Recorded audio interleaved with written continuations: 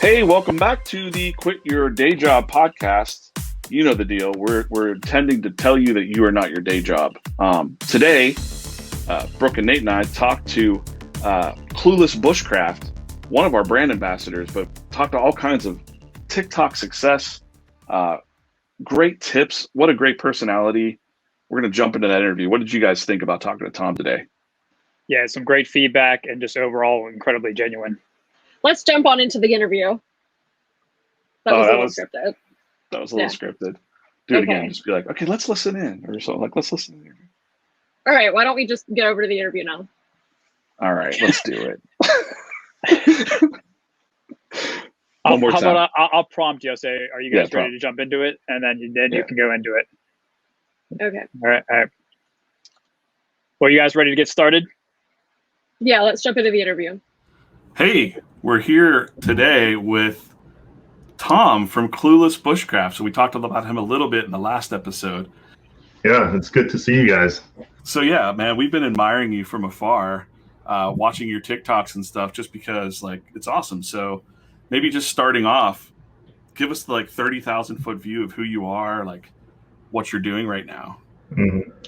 Yeah, well, my name is Tom. I am in Minnesota, and I just create a lot of videos, and I'm just a regular guy, like documenting my adventures online. And I enjoy exploring bushcraft survival, self-reliance, homesteading, and most of my current videos have been mostly just me eating a lot of stuff, and that seems to generate a lot of traffic. So people enjoy that. Sounds like fun. Yeah, a lot of the fishing videos have been really, really popular. But right now, I am raising chicken and tending to my garden. But eventually, I want to kind of build my own fully sustainable homestead. So, you said a little bit about what you're interested in, like kind of what led you into all of this. It seems like you're kind of like in the homesteading, bushcraft area. What kind of got you interested in all of that? The funny thing is, the seed that planted all this in my head was because of Minecraft, that video game. And I love the idea of getting things or building things from scratch, and just primitive technology in general. And Minecraft kind of did that. You just punch a tree and then you get a piece of wood, and then from there you can craft things from that, and then be able to find things from the wilderness pretty much. And then I then discovered a few different channels that I really enjoyed. Primitive Technology on YouTube, John Plant, he did a lot of things and kind of started that entire genre.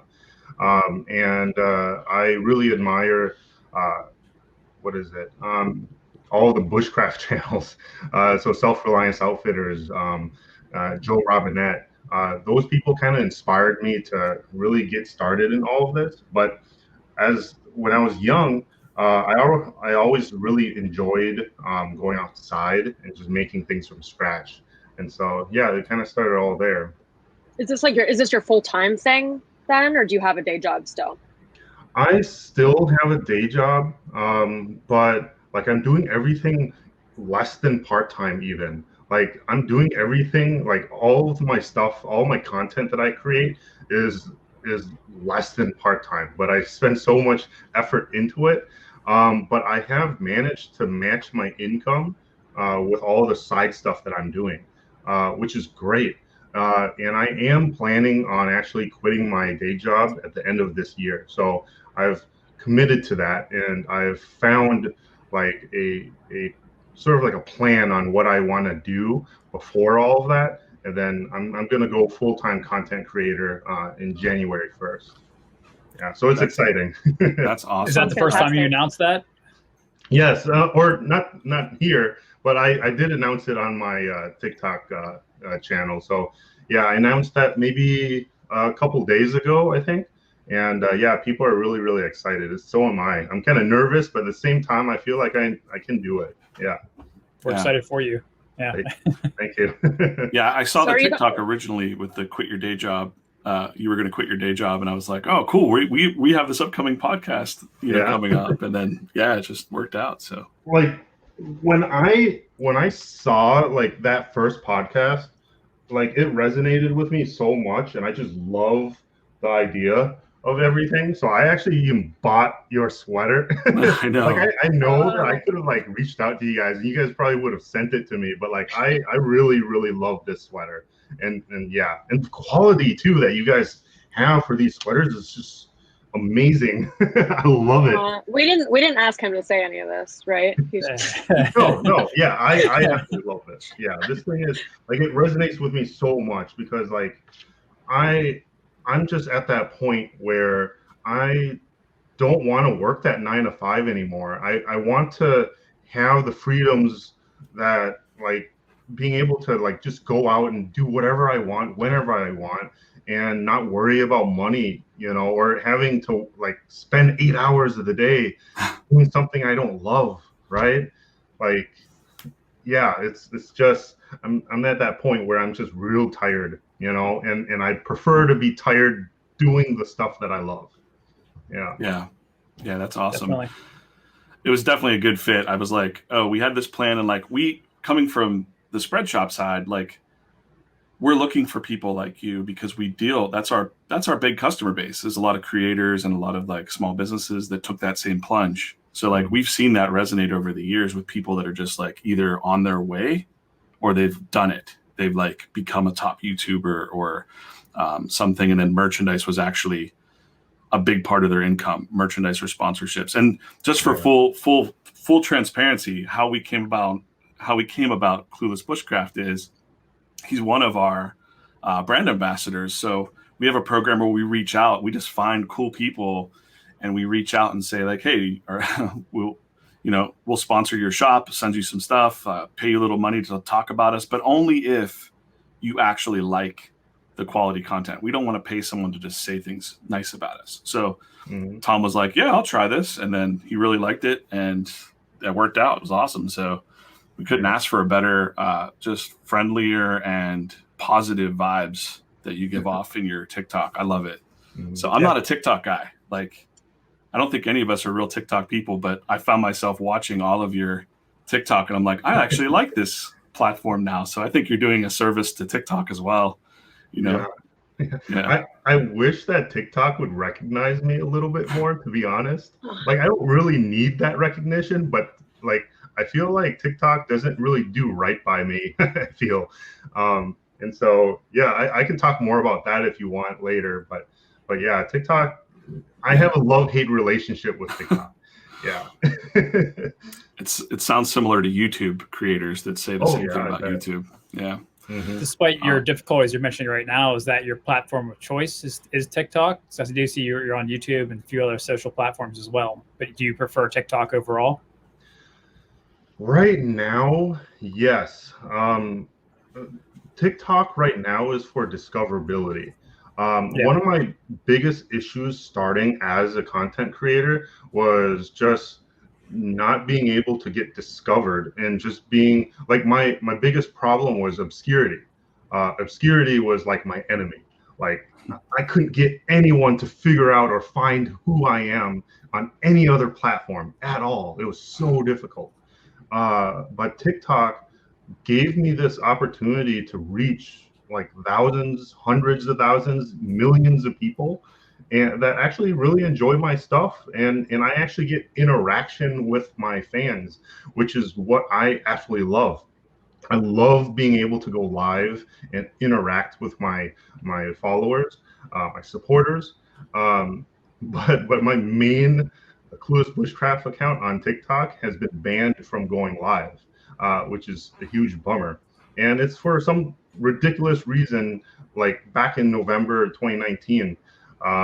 But I have since created a second account, which I go live on, which I'm able to interact with people, but it's not as big as the main account.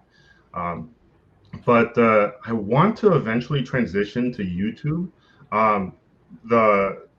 The amount of money I can possibly make on YouTube is like 10 times, if not more, than on TikTok. I've looked at all the numbers, and it's a ridiculous amount of money that I could be potentially making on YouTube versus TikTok. But on YouTube, discoverability is lower and the views are lower. And so like it's a balancing act. And so I'm eventually going to transition to YouTube because that's where I started. And I really just love the way that, like, the creativity that I have with YouTube, because I'm not really limited to like 3 minutes, which I have now on TikTok. So like the extra 2 minutes that I get from TikTok now is so much better, and I try to utilize as much of it as possible. And I don't want to waste people's time when I'm making my videos. And a lot of TikTok videos are like that. It's like, oh, go to part 2, go to part 3, go to part 4. But I do everything all in one part, and it took me a month to film. And so, yeah, I put way too much effort in my TikTok videos sometimes. They're great though. I like TikTok. You mentioned about discoverability, and I hadn't really thought about that, but within like a couple seconds, you know whether you want to keep watching someone's content. Like I was watching your stuff this morning, and I'm like, oh wow, it just like put me in a good mood, and then I'm hungry for crab, and it's 10 in the morning. Yeah. So yeah, you're doing a great job. Thank you. Did you just jump into TikTok, or did you follow like a strategy to get more discoverable, like hashtag strategy or anything like that? Like, how did you dive into it? That's a good question. I do follow a lot of like content creators that talk about like the algorithm and stuff. And I don't really like focus on algorithm a whole lot. I started like 2 years ago, and what I ended up doing was I just posted like once a week or something. And then when they started the the creator fund, I was like, oh, and now I can make money. And so I started posting a little bit more, and then I was making pennies a day. And it was embarrassing how much, like, a small amount of money that you were making from the videos, right? But I was still excited, even though I was making 5 cents a day or something, because there was a potential to grow that. And so that was the most exciting thing about it. And so in January of this year, of 2021, I decided to commit like 100% to TikTok and to spend all of my time on it and really, really understand the platform and its algorithm. And so I ended up posting like 3 to 4 times a day on TikTok, and it just kind of blew up. and like I've had my shed in my backyard for maybe a year or 2 already, and I utilize my shed as a platform or a way for me to kind of learn how to live more of a self-reliant lifestyle, more of a homestead lifestyle or off-grid lifestyle. And I have a wood stove sitting in my shed, and it's just a storage space. It's not a home or anything, but people think I live in it. And so like during the winter, I didn't have a vehicle. So all I could do was pretty much stay home all the time. And I just spent all of my time creating videos, and it kind of just blew up because people thought that I lived in my shed, and people still do. And so, yeah, like that was really, really funny because it just kind of started growing and growing. And all of a sudden, after I think maybe 2, maybe 3 months, I hit like 1 million like followers. And then after a couple more months, I hit like 2 million followers. And right now I'm at like 2.5 million, which is ridiculous to me. Like it still blows my mind that I have this big of a following. And I am so like appreciative of it because I know it could just disappear one day easily because of how TikTok is. Does that ever freak you out when you're creating content? Like there's potentially 3 million people that are watching what I'm making right now, or do you try to like not think about it? The thing is about it is like the number is so like out of my comprehension that I don't really even think about it. Like I can't even comprehend that like that number. So like when I hit 1 million, I still couldn't figure it out. Like, you know, and even when I was at like 100,000 people, I still feel like I'm the same back when I had like 20,000 followers. And so like I really, really appreciate like the amount of supporters I do have.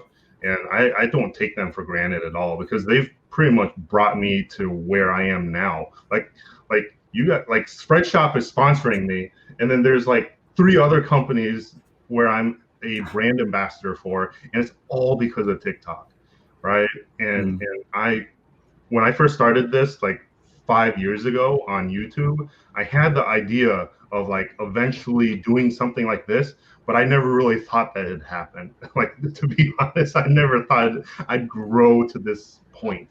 And so it's really, really, really cool to see something like this actually happen, and to even have that like sight of me being able to actually quit my job and then go full-time content creator. Like, I never really thought that would be possible, to be honest, but I wanted it. Well, it sounds like you're still growing and learning a lot. But if you can go back to like when you first started all of this, and this is a good tip for people who are just getting started out themselves, what's like the #1 tip you give yourself if you can go back in time and, you know, to where you are now? So one of my favorite books that I read is called The 10X Rule by Grant Cardone. One of his rules is called commit first and think about the details later. That's something that I kind of live by now. And so, like, pretty much committing to creating videos on TikTok and then thinking about all the details later about how I can monetize or how I can do anything else. The same with starting a YouTube channel or any sort of platform right now. Just to commit to doing things, just to commit to making videos. You don't need to worry about the camera you have. You don't need to worry about the cell phone camera, you know, or the gear that you have. Just work with what you have now and then just make videos. Just keep making content. Because, like, if you go back and watch my very first video, it was really cringy with how I spoke, and it was just, it's embarrassing to rewatch my videos, but I can see that I am a little bit more natural on camera now. I can speak to people more fluently, and you just get better over time. You just gotta like go for it and do it. There's so many like people that want to be a content creator, but they never start. I have cousins, I have friends that all gave me brilliant ideas for video content, right? That they want to do, or channels that they want to create, but they fail to just start. That's the thing. They get all stuck in the details of like, I need this, I need that. But you don't need any of that. You can just start, and then you can figure things out as you go along.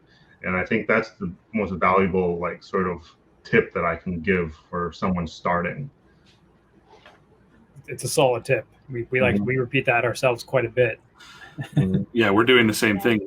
We're not really a full-time podcast or like, we're basically have different jobs. This isn't even really our job. Like, we're just passionate about the company, and we're like, let's do a podcast. We need a podcast. Like, let's do it. So we had the old podcast, and now we have like, we never did video streaming before. So same thing. We just said, let's get the tools and just do it. But one of the top things I heard you say was gratitude. So I think that's like one of the most, so first, goal setting. You seem to be you've said it a couple times now. You set that goal for January 1st this year to focus on TikTok, and you wrote it down and you've stuck to it. And now you've set the quit your day job goal for January 1st this coming year, which is exciting. So that's the first thing. I think just actually sitting down and writing. Do you actually write your goals out on paper? Yeah, I've tried my best to do it every day, but I don't. But I try to write it in the morning, and then I write it before going to bed. That's something that I learned in the book also that I mentioned, the 10X rule. You write your goals as if you've already accomplished it. Yeah. And then you pretty much write your goals 10 times the scale of what you actually really want to achieve. And so, like, one of my goals, like right now I'm at 2.5 million, right? On TikTok. I want to have 100 million. And so now I want 10 million, to be honest, but I'm reaching for 100 million. So if I fall somewhere, I would be content. but like my biggest goal actually is to reach 100,000 subscribers on YouTube, because I really just want that play button, that silver play button, that plaque that YouTube sends out. Like I really badly want it. Yeah. Yeah, that's awesome. And then gratitude is the second thing. So like sometimes when people start getting success, they forget where they came from or they get ego. And like clearly you're at 2 point something million now, and like your content just resonates gratitude and thankfulness, and it's a good energy to like spread around. So like I'll say I don't have a problem seeing that you will always keep that. But other creators out there, it's always been like we've seen some people go like the wrong way, and then they lose everything. We've seen, haven't we, Brooke? Like we won't name names, but we've dealt with some top YouTubers who went off the rails, and now they don't even have a career. Like they lost everything just because they went crazy. Like, yeah. So the reason for my gratitude is actually from another book that I really love to share. It's actually called The No Complaining Rule by John Gordon. It's more of a book about like how to deal with negativity in the workspace and in the office. But it resonated with me so much because it's something that I have kind of grown to understand over the years. But the no complaining rule isn't about like eliminating complaining, but it's more about how to utilize your complaining to solve problems. And so I've always caught myself from complaining now. And like you can say stuff like, or like there's tips on how to reduce your complaining and to solve problems. One of the tips is gratitude. And so like with my day job, right? I'm not very happy with it.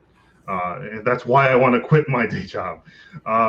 And so like instead of just complaining about it mindlessly without any like positive energy behind it, you say, I want to like I at least have a job, right? While so many people don't have a job. Or like let's say if you're driving to work, right? If you're driving to work and you're stuck in traffic, instead of complaining that you're in traffic, you could say, I at least have a vehicle and I have a job to drive to work, you know? And so you try to kind of skew it in a way where there's a positive thing behind it. And then later you can then find solutions to that problem, how you can do better to make that situation better.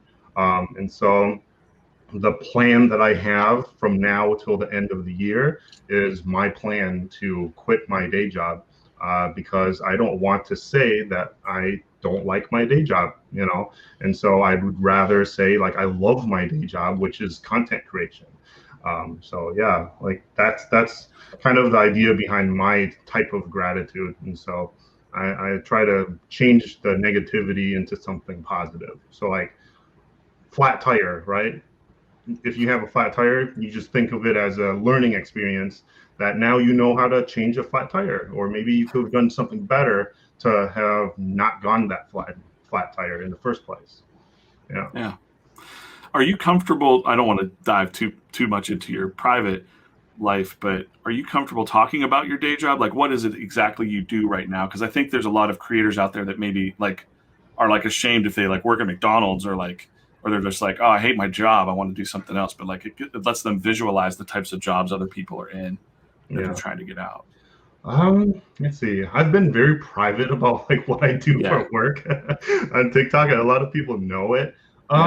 I can say that I deal with a lot of customers, and what I do is I help them solve problems. And I work with social media and emails and messaging and stuff like that to solve their problems. And the thing is, I deal with complaints all the time, but I do deal with a lot of positivity too.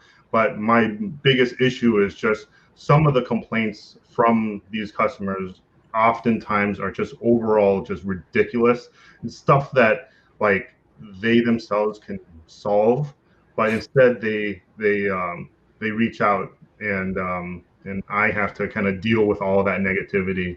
And it's just really, really, it kind of draws me down, and it's kind of soul sucking, you know. And I have like just the greatest opportunity to work from home, even prior to the whole like pandemic. Um, and I'm really grateful for the fact that I was able to do that, you know, and work from home. But boy, is it just so exhausting, or mentally exhausting, the type of work that I have to do all the time. And yeah, I'm much more happier creating content. Great. Yeah. Enough said. I think we all know what you're talking about. So Yeah. we've all done jobs like that. I think it helps visualize, like helps somebody out there that might be in a job that's like, well, I have it pretty decent. I shouldn't want to quit my day job, even though they're like, they need to be honest about their unhappiness is like the real thing too. So, yeah, that's really interesting and really good book suggestions as well. So, yeah, I really like that.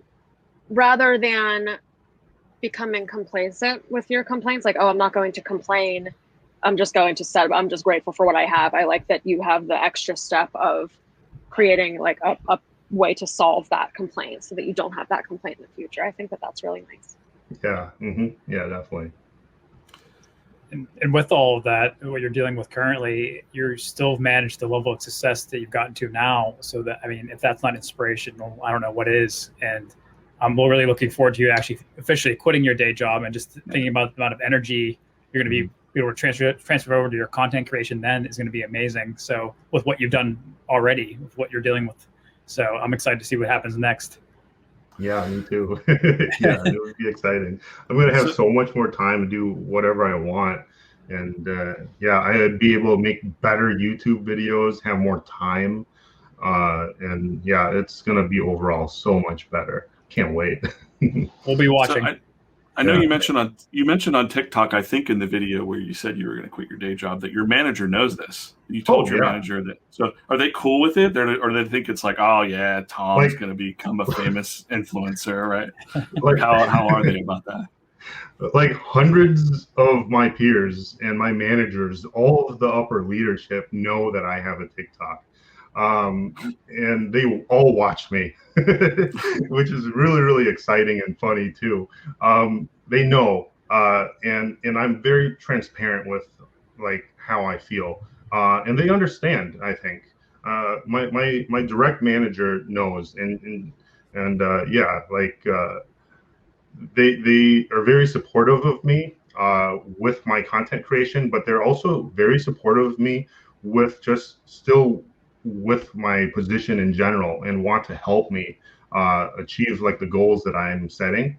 And so, yeah, like I have nothing against the company. It's a fantastic company. They have like if not one of the best cultures within the company. But it's just the type of work that I do that I have the problem with. And so, yeah, like it's a great company, and maybe someday I'll share what it is. But right now I don't want to share because people can contact me if I do. Right. And so I prefer not to. Yeah, it's understandable. I think just the overall context of like describing even an anonymous job like you did, it just helps people visualize that they're in the same situation, and it can inspire them to go, you know what, I can do that. I can do that too. I'm going to get out of here. I'm going to quit this job. Get out of here. Brooke, Nate, do you have any ending? Because I have a couple funny questions at the end. So do you have anything else you want to ask Tom? I just want to say that what I've noticed, and I think it's one of the things you keep saying, is just, I think one of the reasons you're so successful and you have so many followers is because of how genuine you really are. We talked about having some other influencers we've had in the past where they've kind of fallen off the bandwagon a little bit. And I think that's why they lost their followers, because they forgot why people started following them in the first place. Mm-hmm. And I don't think that'll ever happen with you. So I think you love what you do so much that shows in your videos, and it's transparent to your audience. And I think that's why they're watching. So keep doing what you're doing. And we're excited to be here to see, like I said, what happens next. And we're all happy to be able to empower creators like you to do what you love to do. So we're super happy for you to take the time to talk to us today. So yeah, it's really refreshing to talk to you. I'm grateful for your positivity. It's nice to see somebody who is achieving success that deserves it. You know, some people see like, oh, they shouldn't be as popular as they are, but I'm happy for you. Thank you. I really appreciate that. Do you have any questions for us? Like, do you want to know anything about Spreadshop or anything about us in particular, or like how did you guys even start, and what kind of sparked the idea of getting the business going? Because like I know like you have competitors, and I've like dealt with some of them too. Like Redbubble is one of them. Back like I'm still making money from Redbubble back 7 years ago, from old like drawings that I did. I don't even touch it anymore, but I make like a couple bucks here and there every month still. But like I teetered off of that because of the platform and like the margin that we get. And when I saw like Spreadshop, you guys have such a better margin, and then the fact that we can like edit your shop, or just to make it look like it's my own actual shop, that is what really made me incredibly interested in the company, and just overall how like friendly everyone is. Lauren is really cool, and I was able to like get more information from her. And the fact that you guys reached out to sponsor me, like I like, it's so incredibly like amazing that something like this even happened. I'm surprised that I'm even here, to be honest, you know? So like, it's really cool. So like, I'd like to know a little bit more about your company too. I know I could do my own research, but yeah. It's confusing. Nathan, you've been here the longest. You've been here a long time, forever. I've been here for want a to give little a bit. nutshell. I want to hear how you describe the company and where we came from. Yeah, I've been here for about 11 years, but the original company was Spreadshirt, which is still around. And we were one of the first print-on-demand companies pretty much in existence. And so shortly after that, some of the ones you mentioned, some of the competitors started popping up, such as Redbubble, etc. But it actually started out of Germany, Leipzig, Germany. And then shortly after they opened there, they actually opened up a U.S. facility. And I kind of came onto the scene shortly after that.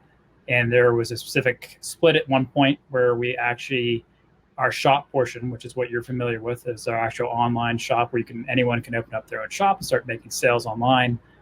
We split that off into Spreadshop, and that's currently the team you're talking to now. This is all the Spreadshop team. And long story short, our focus is building a community of people that really represent what we want Spreadshop to be. We want that genuine connection with our shop owners and with our content creators, etc. And that's what we're trying to do here, is really build that out. We don't want to be just another, nameless, or generic stock video footage, stock shop, and just like let everyone kind of figure things out for themselves. We kind of want to be there and be a little bit more. We want to actually show that we're not just this cold machine, where there's actually a person behind, the monitor. There's someone there that actually cares, and we do all really genuinely care. Like I said, one of my passions of why I get up every day and come to work is I like to empower creators to do what they love to do. And I think that sentiment is somewhat reflected in both Brooke and DJ. That's why we like doing what we do. I'm a creative person myself. Brooke is as well, and so is DJ. So we understand that and that drive, and we know some of the obstacles that pop up when people are trying to do that, some of the issues they run into, especially with trying to sell things online for the first time, etc. And so we try to eliminate all those pain points that people have to normally go through, and just let them focus on content creation and get some of that stuff, and like having a shop online, and kind of put that on almost the back burner where they don't have to think about it, and it's just generating sales in the back end. And so that's kind of, I guess, not only a history of Spreadshop, but also I think a history of our team a little bit. So hopefully that answers your question a little bit. But definitely. We've that's confused. a great answer. Thank you. We've confused things even more now, because now there's Spread Group. So I just think of it like Adobe, like Adobe Photoshop. So there's Photoshop and Illustrator, but there's Adobe. So like now we're Spread Group because we have so many other things going on that aren't just print on demand shirts and things like that. So it's like there's all these other markets. But yeah, we're Spreadshop, and we're pretty awesome. So we have like, what do we have, like 15 people on our team? yeah, something like that. So we're a small team, but we're really lucky. I think we're really lucky to work for such a huge company, and to be able to focus so much on helping creators make that extra income to be able to grow. We love it. Like Nathan said, it's really rewarding. Yeah. And we do have ironic. like I work with people who I like customers, so I see the complaint side as well. But then whenever I hear like things like you're saying and the positive and people being grateful for having the opportunity to sell their merch, it's great. Yeah. Yeah, like it's ironic. To see this, right? Just to see this on like a sweater is amazing. Like that, like I was the one who designed this, and I've lived and breathed this logo for a long time now, and it's just and you guys were the ones who motivated me to finally color this. Like this logo was like just colorless for the longest time, and seriously, when you guys came along and like got me the Spreadshop and like having like the stickers and stuff like that too, like it's amazing. Like I'm so grateful for the fact that I have my logo on something, you know, it's something tangible now. And so it's really, really cool. And I've had stuff like this in the past, right, with my other logos and stuff, but like Clueless Bushcraft means so much more to me now, because like people often ask me like what Clueless Bushcraft is or why is it called Clueless and stuff. But it's just the idea that like I'm just a normal guy learning all these new things and I'm just sharing it with the world. You guys can be Clueless Bushcraft also. Like you can be clueless on all these subjects also and learn from scratch, just like I am. So like this is sort of like a community. It's not just me. And so that's kind of what I wanted to share with like what Clueless Bushcraft is with the world and why I create my content. Yeah, that's amazing. Yeah. Speaking on your designs, to say that. Yeah, we did not. I was gonna say, speaking on your designs, real quick. You have some of my favorite designs I've seen in the shop. They're fantastic. So even your logo there, it's awesome. It really works so well on t-shirts, and so I really love the colors that you added to it. And you said you did all that yourself? Yeah, I'm actually originally an illustrator. Okay. Yeah, and so I used to draw anime and do a bunch of like designs and logo work and stuff like that. Okay. And I stopped having that same passion for it, and then I went into like doing like video content creation and stuff. But like since partnering up with you guys, like it's motivated me to really sit down and like work on it again. And I miss doing it. I really, really miss drawing. And I miss like creating artwork, and so like I've begun to sit down and do this again, and it's so refreshing. It's still really difficult because like it's just so hard to sit down for like an hour or two to do one thing, and so like yeah. You sound like you're a really creative person, and I know with creative people, what happens is it's similar to what you're saying right now, is they have a lot of different creative backgrounds, whether it be drawing, illustration, video work, content creation. What's interesting is I think it's almost what happened in your case is they'll have all these different interests at different periods in their life. And eventually when it comes to content creation, they'll all kind of come together and they all kind of merge and mesh so well. And I think that's what's happening with you is all these different interests you've had throughout your life. You didn't realize at the time, but now they're all kind of very seemingly like they're meshing together so well. Yeah, definitely. I feel like that is happening. Like everything is just kind of coming together, and eventually more things are going to come together. And so like blacksmithing is something, and pottery is something.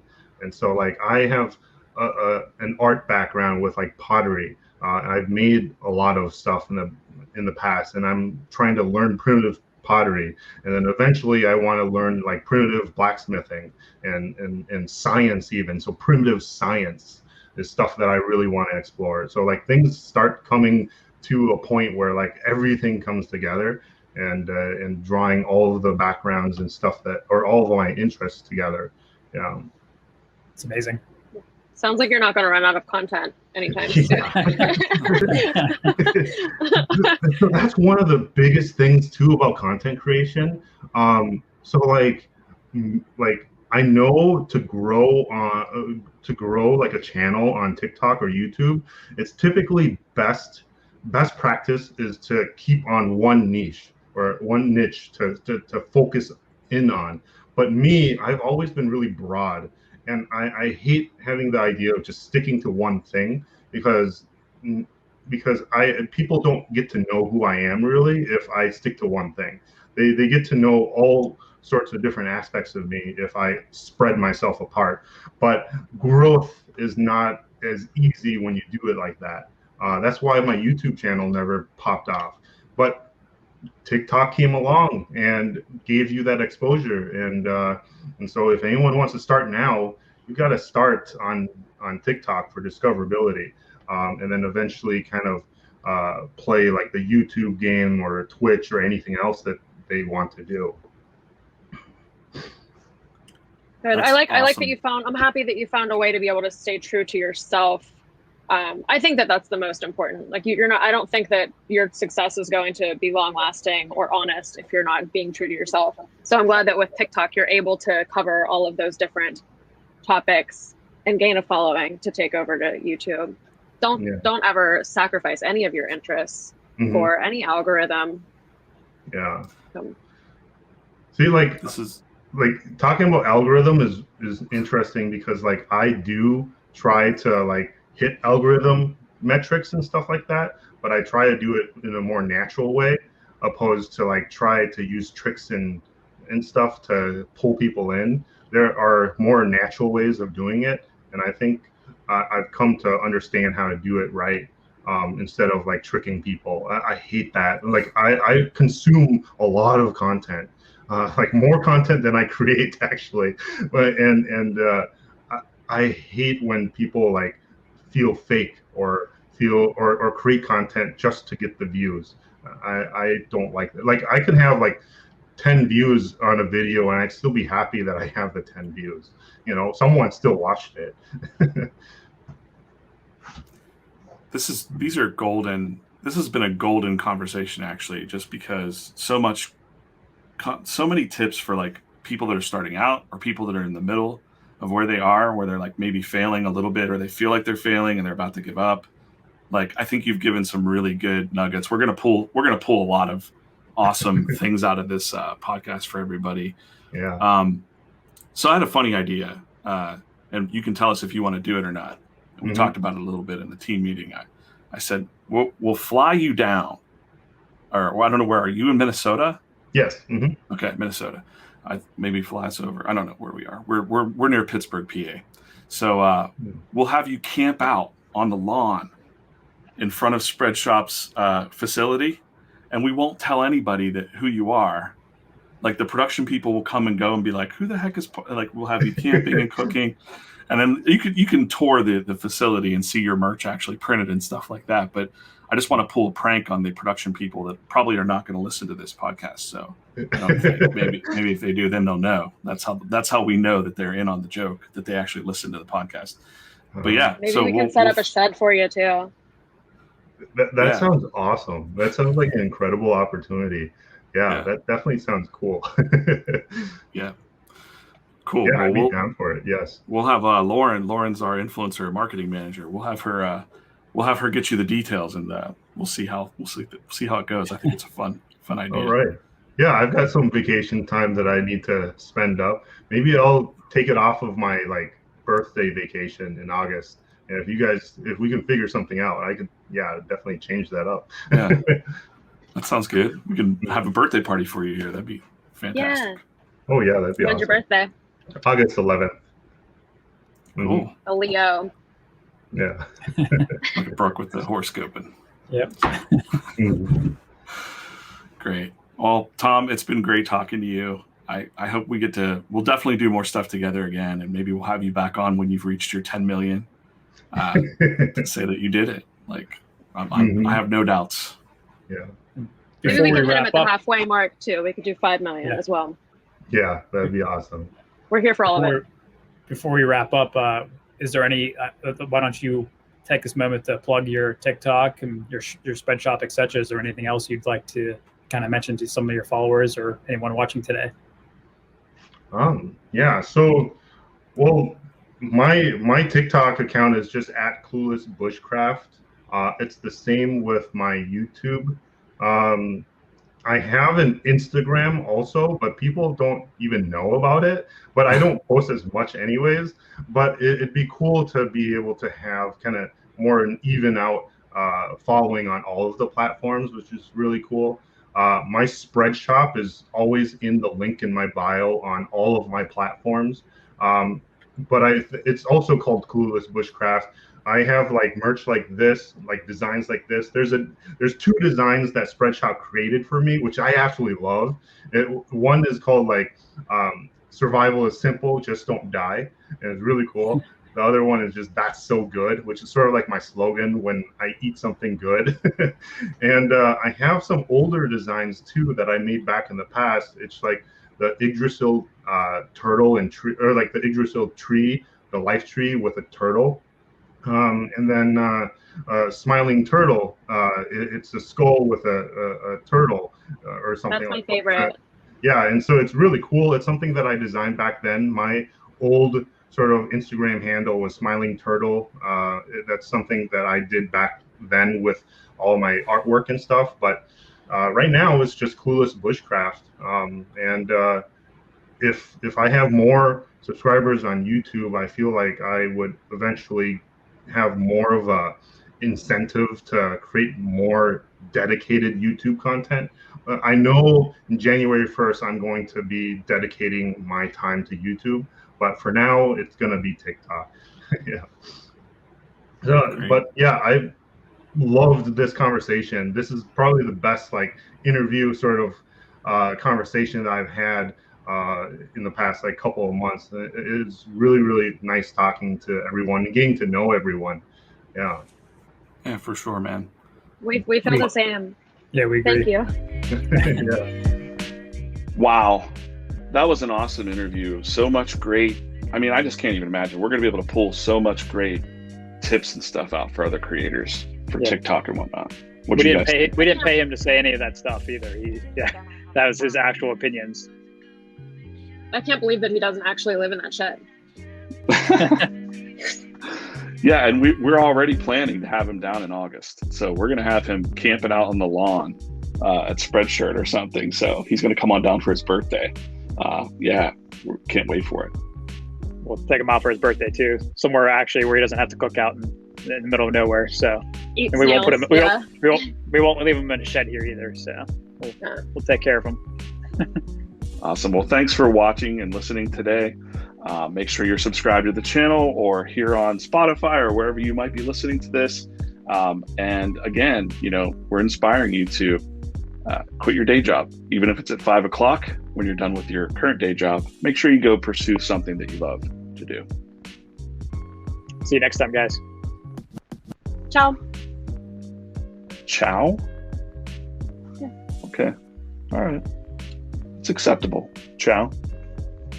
Should we start Would you speaking? prefer aloha? Should we start saying goodbye in other languages, like Auf Wiedersehen? It's the only one. I mean, we don't have to make it a thing. Okay. All right. That's the only one I know. I don't know how to say goodbye in Spanish. You do. How do you say know how goodbye to say in Spanish? goodbye in Spanish. Do I? Well, ciao is one, but adios. Yeah, come on. Adios. Shit. All right. We're not going to keep this. I'm just talking. We could, All right, we'll just- I guess.